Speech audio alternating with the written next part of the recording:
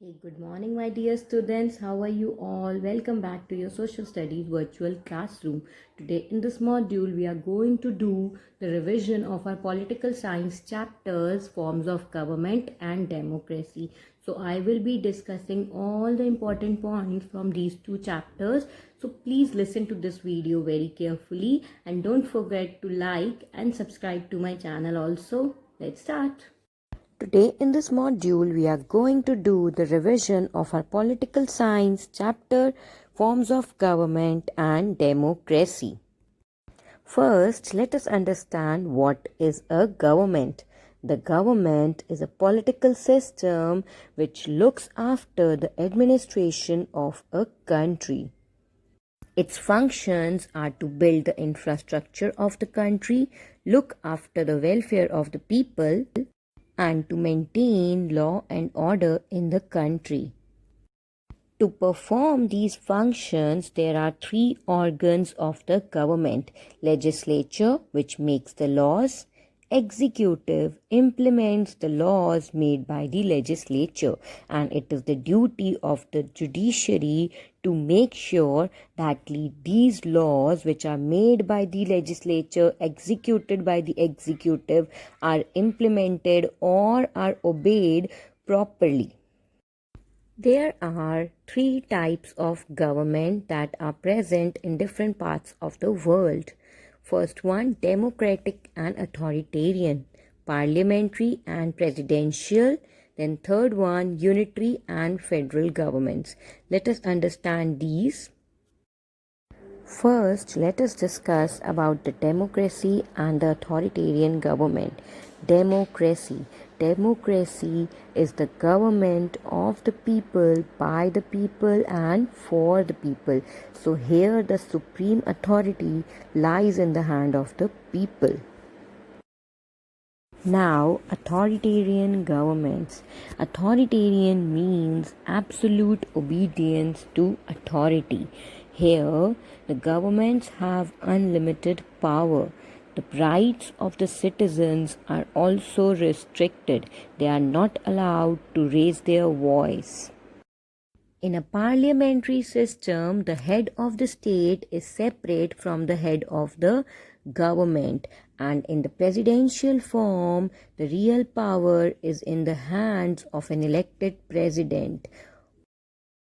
In parliamentary system, we have both the prime minister and the president. Prime minister is the real head of the government, while president is the nominal head. And in presidential government, we have only president, who is the real head of the government as well as the nation. He holds all the power. Next comes the unitary and federal government. First, unitary government. Unitary government is the system of government in which one central government holds most of the political power, when there is only one government for the whole country. It is called unitary government. Whereas in the federal government, there are two levels of government: central government as well as state governments. Central takes care of the whole nation, and state government takes care of their own state. So the political powers are shared between the center and the states. Now, the next is constitution. A constitution is a set of laws which define how a state or a country should be governed. These are the rules that state the distribution of power and authority within the country. There are two main types of constitution: written and unwritten constitutions. In a written constitution, the fundamental principles of the government are formally written, but in the unwritten constitution, the fundamental principles are not formally written, and they do not contain any single document. A rigid constitution is the one that cannot be changed or amended easily, and a flexible constitution is the one that can be changed or amended easily. So we can say that a written constitution is a rigid constitution, because if we have to make changes in the written constitution, a lot of procedures have to be followed and it will take time. Let us talk about our country, India. It follows the system of representative democracy. This means that the people elect their representatives to run the government for them. And a good democratic government is possible only if the people are aware of their rights and duties as well. So, it is the foremost duty of every citizen to go and vote for their country.